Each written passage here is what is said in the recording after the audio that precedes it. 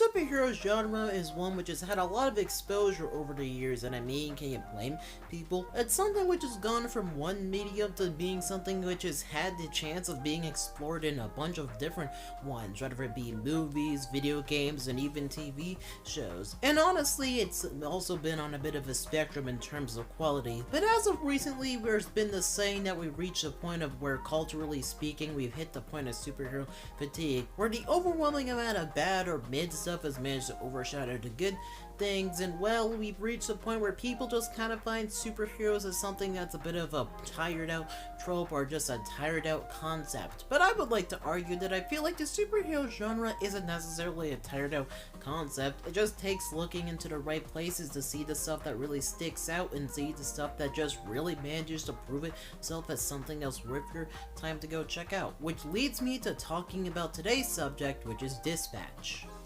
Now, Dispatch is a game that was made by Ad Hoc Studios, which is mostly comprised of devs from the ever so iconic Telltale games. If you guys don't know Telltale games, I'm pretty sure you've heard of games such as The Walking Dead, Tales of the Borderlands, that one Batman game, along with a certain Wolf Among Us, and yeah, to make a long story short, they had a bit of a legendary run back in the day when it came to the whole decisions-based game trend that was a thing back then, with probably them being the ones that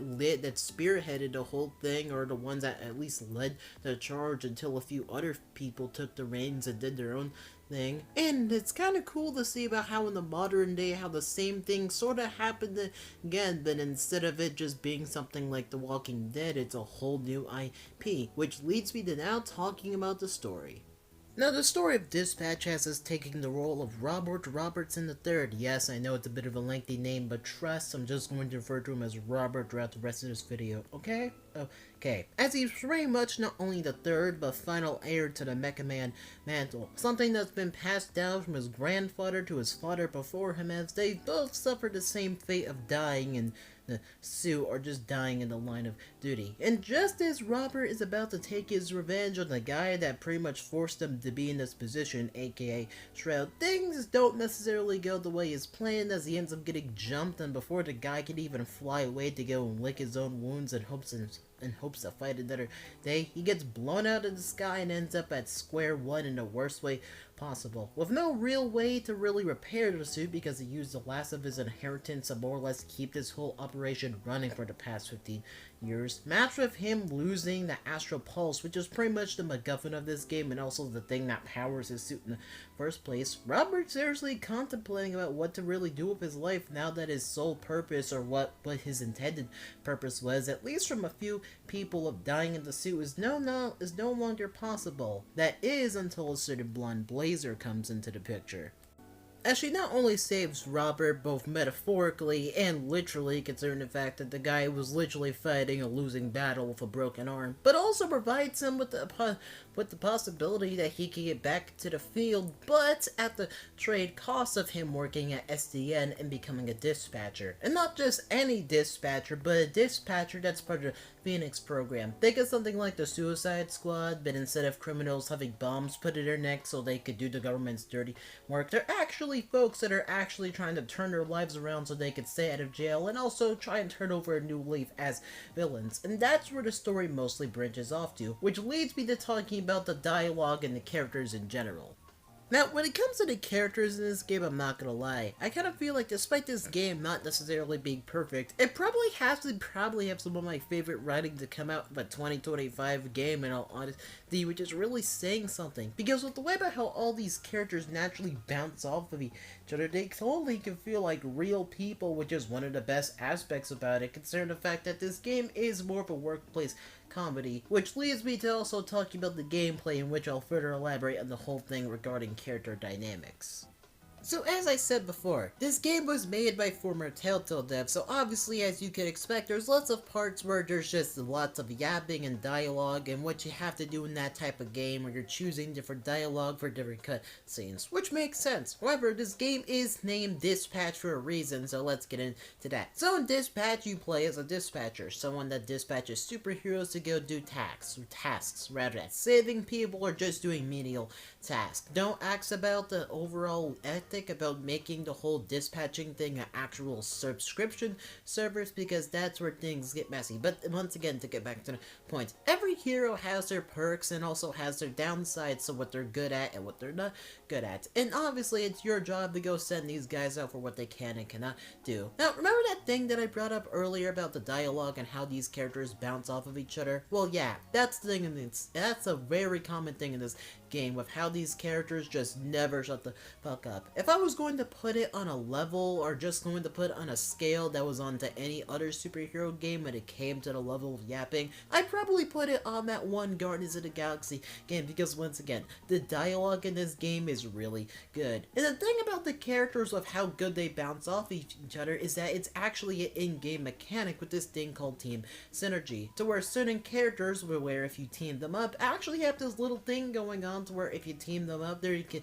have a job done way more effectively with both of them paired together, which is pretty neat. Not only that, but I feel like the whole thing with these guys yapping is a really good tool when it comes to you learning about how to appreciate these guys as the story goes on. Because in the beginning, yeah, you can really get the sense that these guys all were former villains with their really not give a fuck attitude and how they treat Robert. But as the story progresses, you get to see about how they subtly warm up to him, which is really nice, all things considered, while at the same time sort of pushing his boundaries, because he is just a normal guy while all these guys have powers. But then there's one dispatch in particular, which probably has to be the most silent one throughout the entire game, which really sets the tone for how intense things have gotten into the story, and honestly is one of my favorite bits when it came to storytelling overall. Granted, I can't really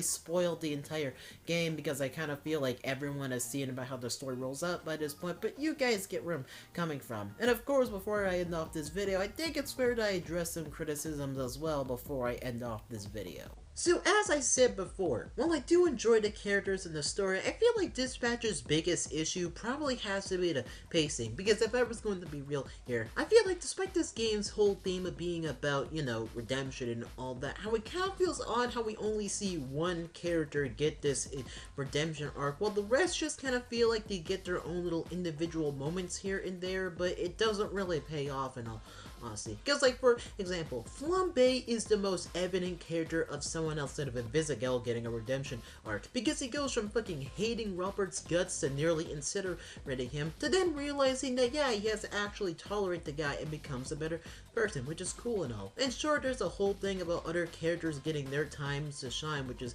nice, but I kind of feel like it's a bit odd how we don't necessarily see them go through that redemption arc, if you catch my drift. Because this isn't to say that they don't become better people as the story goes on, because you can see that, but for example, if you were going to ask me anything about Coupe, which is probably one of my favorite characters outside of Malevola, yes, I am a fan of her, don't judge me, I kind of feel like I'm grasping at straws itself outside of dialogue to really see that change in her character, and it sucks in all honesty. And this also kind of carries over into the main villain as well when it comes to Shroud, because Shroud is an interesting villain. He's someone which is the reason about why Robert became Mecha Man in the first place, and is also the reason about why he's at SCN. Hell, he even had beef with his dad, which is the reason about why he became a villain in the first place. And I feel like there was so much potential there for him to have more presence in the story, but he just kinda pops up at the end with an army which just has no build up to it. Like, I feel like the only real hint to really give me the idea that Shroud has been collecting a bunch of bad guys probably has to be the one bar scene, but that has to be about it, because throughout the rest of the game there isn't really any hints to really show that the guy has been having this big grand plan, if anything makes sense. Like, if I was going to provide a criticism or just have some sort of rewrite to the game, I would have had it to where maybe throughout the game we have a few dispatches that have us seeing a few hints here and there about Shroud doing stuff in the background. Nothing that really tips us off onto something bigger, but just stuff that would kind of give us an idea about what's going on regarding the Red Ring and all that. Not only that, but I kind of feel like this game, when it came to its romance options, was just kind of odd if I was going to be honest. Because I just feel like the Invisigal Glaze as the weeks went on just low-key did not make any sense to me. Because if I was gonna be real here, yeah, the game does have a bit of a bias towards Invisigal, but it just kind of makes no sense about how so many people just made so many excuses for her behavior, only to then slander Blonde Blazer / Mandy, which just did not make any sense for me, because like Blonde Blazer is like the most caring and genuine person throughout the entire game, yet at the same time Invisigal just kind of treats Robert like shit, yet at the same time just crosses his boundaries so many times, where it just kind of makes me go like, huh, that's just a little odd, don't you think? But aside from that, at the end of the day, I still stand by the fact that I think that this patch is an amazing game, and honestly, I would be down to see more of it when it comes to the story and everything that went on. And at the end of the day, that's all I really have to say. So I hope you guys enjoyed this video and everything, and well, happy 2026. Yeah, I know this video is a bit late because it didn't exactly come out at the time as intended, but hey, it's a thought that counts. So as I said, hope you guys enjoyed the video, and I'll catch you next time in my other video when that eventually comes out. Later, folks.